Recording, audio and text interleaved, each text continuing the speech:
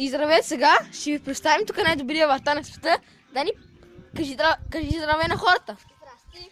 Сега той ми подава, ама леко, така. Ето ви топката, дами и господа, в България малко късана, ама няма нищо. Ето разстоянието, нямаме врата, ама става. Вижте сега как ще бие, дами и господа. И най-добрия вратар, Хано, разбира се. Сега той ми подава леко. Аз пак я взимам, ще му бия 3 дуспи, дами и господа.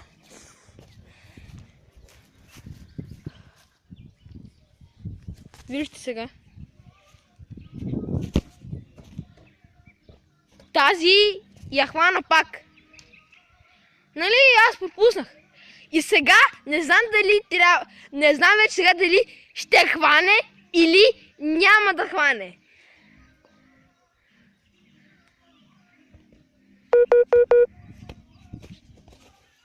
Сега дали ще я хване, не знам. Или може би да я хване пак. Ще видим.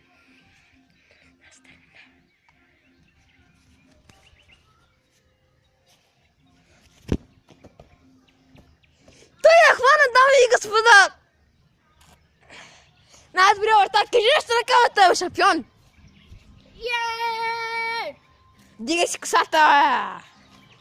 Най-добрия вратар. 2017-та.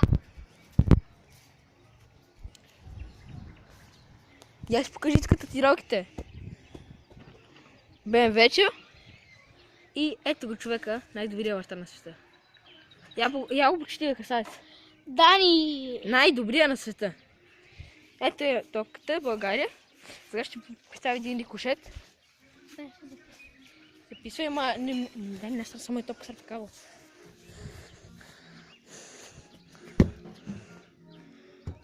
И не в туалетната.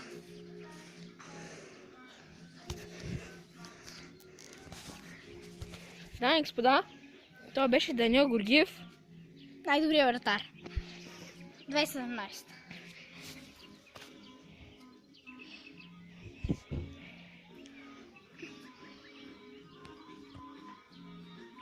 Най-добрия вратар на света.